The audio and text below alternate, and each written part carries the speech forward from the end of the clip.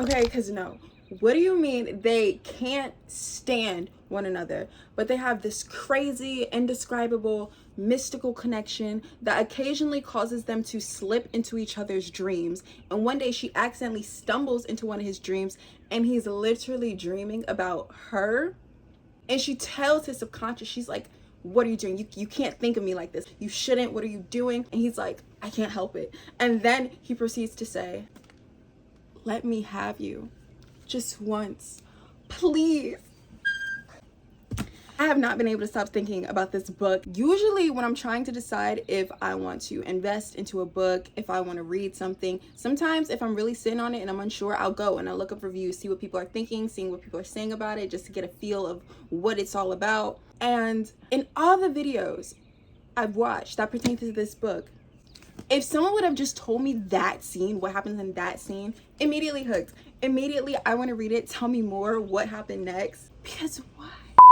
Hey, it's me, Essence from the internet. As you can tell from the title of this video, today I'm going to be giving you guys a book review of The Wolf King and the Night Prince, this series. So excited about this video. Love this series so much. I think I'll just start it there. And I usually like to think of my book reviews as a little bit more organized, a little more poised. I'm usually a little more prepared. I have notes written on the side just so I could stick to a format, so I could edit this and make it all nice. But I have not done that for any of this video. I literally am just so excited to talk about these books. And I also told myself I could not read anything else. I could not start a new series until I made this video. And it's been nice because I get to sit in this story for a little bit longer. And I've just been replaying scenes in my head over and over again because I'm like, wow, it got me. Okay, so starting off with The Wolf King, it's set in a world where humans and werewolves are enemies, and Aurora is our main character. She is a princess in this land of humans. So Aurora is kidnapped by one of these werewolves because he believes she could be the key to ending this war between werewolves and humans. She's almost held in somewhat of a ransom situation a little bit. It's kind of interesting how it plays out. But of course, a forbidden love exchange starts to occur, feelings begin to develop, and things tend to become more complicated than what they initially were intended to be. So she's thrusted into this world, and yeah, I feel like that about sums up this book. Very good, very good, very fun. It plays out like a movie in your head, truly. This was such a joy to read. It took me a couple days and I was done. I mentioned in one of my previous videos, I love a good werewolf or vampire book. It takes me back to my Twilight days and absolutely eating up that whole genre of fantasy that broke and shook the world. This was so good, so fun. Oh, you know what's funny though? One thing I will say, I heard somebody refer to, it was like in a comment section on the video, but I heard somebody refer to Aurora as a drag, and I feel like she can be at times, but also I kind of like it. It's refreshing. And what I mean by that is, I read a lot of books, and I find that in a lot of fantasy books, the female main character will come from poverty or difficult, challenging beginnings, and she ends up fighting for a better life and gets thrust into this world of luxury and royalty and all these different things. So it's been a refreshing change of pace for Aurora to come from that world of royalty and kind of be thrusted into a new world that's very much nature and raw and unpolished and unruly and simultaneously ruly in its own way. But you know, now there are new rules and a new setting and new things in place. So that's been such a refreshing change of pace, and watching Aurora adapt to that, go from very princess and proper and nice dresses and maids and all these different things to entering this world of werewolves that's a little bit more rough around the edges. It's fun. As for the male love interest, Calum is very sweet, very much a leader, and he's cool. I mean, just wait till we get to book 2. I feel like that's where my heart is. Next, we have The Night Prince, book 2 in the Wolf King series. So here's where things get a little interesting, right? This is where a love triangle gets introduced, and I didn't realize so many people had like very mixed feelings, passionate feelings about that. A lot of people don't love triangles, and I never gave it much thought. I never really minded them. I feel like sometimes they do tend to play out rather obviously, but this series, one thing I can say, it does a pretty good job at the reader also trying to figure out where this is going to go. And I saw somewhere, I don't know if it was the author or what, but this book was pitched as, actually the whole series was pitched as a love triangle being done right. So take that with what you will. If you hate love triangles, you know, maybe this could potentially change your mind. If you are indifferent or love them, then I can definitely see this being something you'd enjoy as well as far as this series. But yes, here we learn more about Blake, who is introduced in the first book, but oh my, Blake, it's always a Blake. Literally every scene with Blake in it, I was just on the edge of my seat, like, please tell me more. What does he say next? What does he think of this next? But basically this book carries on from the last book, which let me gather my thoughts. Oh my gosh. Book 2, Calum and Aurora are very much in love, right? They've fallen for one another, but that doesn't take away from this connection that appears at the end of the Wolf King, which I don't know if I want to spoil, but I guess in a way it kind of is spoiling if you got into this. I don't know. Due to an event that took place in the Wolf King, Blake and Aurora have this seemingly fused connection built between them. They have this bond that they can't control, they can't break, they don't fully understand it, and it kind of tethers them to one another. And it's a very interesting situation considering they can't stand one another, and this bond that they've kind of been forced to have, that's been thrusted upon them, they can't stand it, and yet they can't ignore it either. So it puts them in a lot of interesting situations where they're feeling what the other one is feeling, they're experiencing what the other one's experiencing, they're leaking into each other's dreams, and it's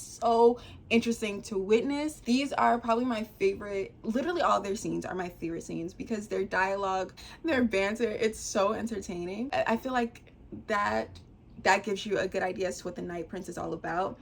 As far as the bigger plot is concerned, Aurora is kind of being played as a pawn in this world between the humans and the werewolves, and we're watching her navigate and choose a side and decide whether or not she wants to be a pawn or someone playing the pieces per se, as opposed to a piece in this game, and watching her take on that leadership way. And it's been interesting to see her develop as a character, going from someone who's always being told to do as a princess and play this very elegant role and come to her own and determine who she wants to be, and refusing to be controlled in the midst of that in this society where even in the Wolf Kingdom there's still a king, you know, so there's always someone to answer to, and she doesn't want to answer to anyone anymore. So watching her navigate that has been pretty cool, and establishing relationships in the process of that. And it's fun. It's a fun read. I really don't know what else to say. It's a romance fantasy. It really pulls you, doesn't let you go. There are some chapters that could be a little dragsome. Now that I think about it, they're mostly with Calum in my mind, because I really enjoy her and Blake oh so very much.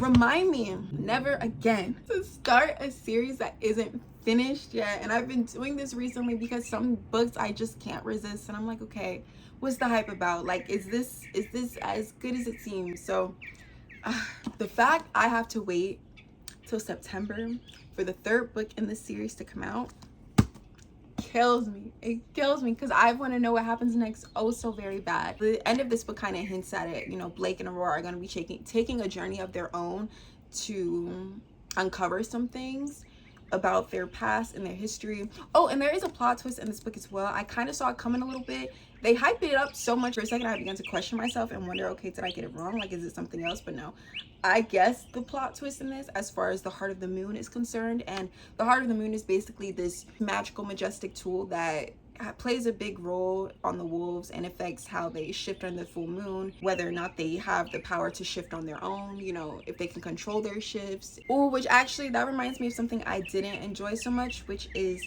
the way the history of this world is set up can definitely be a little confusing when the goddess and the Gilak and all these different things I mentioned are concerned. I try to follow along as best as I can, and I've done a decent job, well enough to where I can keep up with what's going on and have a general understanding. However, I do think that could be described a little better as far as the history of this world. The night god and moon goddess, like the roles they play, Aurora's mother, her family, the role they play, I think that could have all been described a bit better, a bit simpler. The author thrusted us into this world with the assumption that we'd understand it immediately when it came to those things, and I didn't. Like, I did have to put some some extra oomph into it in terms of my thinking process and just gathering all the information I was given and doing the best with it that I could. Aside from that, I think that was probably like the biggest con I had with this book, following along with that piece. Plot twist, did I guess it? Yes. Was I super mad about it? No. It was still enjoyable to read. Oh my gosh, yes. Watching Blake and Aurora's relationship dynamic unfold in this, like watching them go from unable to stand each other to tolerating to, hey. Ooh, you know, I almost forgot to say, there's literally a scene, but let me finish my last thought. Watching them go to, hey, like, you might be my only friend, like watching that transition was so nice to bear witness to. And there was literally a scene where she helps him and she doesn't want to, but she can't help but help him. It doesn't feel right to not help him, right? So he says to her, like, why put your life on the line for me? Like, why help me? Why involve yourself with me in this way? She's talking to him and she's listing all these things she can't stand about him. You've done this, you've done that. I don't know if I can trust you. This isn't right. And he looks at her expectantly. And yet what? She says, you are my friend. And he says, likewise. In the utmost seriousness and sincerity, he says likewise, because in the end, despite all the reasons they have to not like one another, they still can't help but see a friend in one another. Like, it's so precious. And ultimately, isn't that the foundation of some of those beautiful relationships of friendship? You know, watching them formulate that, it's been so nice to see. So yeah, loved this. Ate it up. I want to live in here. I think that about sums up my thoughts on the Wolf King series. Again, loved it. I was trying to milk this as long as I could for the simple fact that I knew I would have to wait till September for the third book, which the mere thought of it hurts. But I'm so looking forward to it. I will be in that Barnes & Noble when it drops. I would rate this series 4 stars. Loved it. I literally just started getting into fantasy, I want to say about a year or so ago, and I've been enjoying it so very much. So time to start another one. Time to start a new book. That being said, I hope you guys enjoyed this video. I know it was a little chaotic and random and disoriented, but that's literally how I've been feeling after I've read this book. Like, I have so much adrenaline and so many thoughts and feelings. I'm glad I got to share some of them with you all. Please don't forget to like, comment, and subscribe, all that good stuff. You already know, and I'll see you in my next video. Bye. Mwah.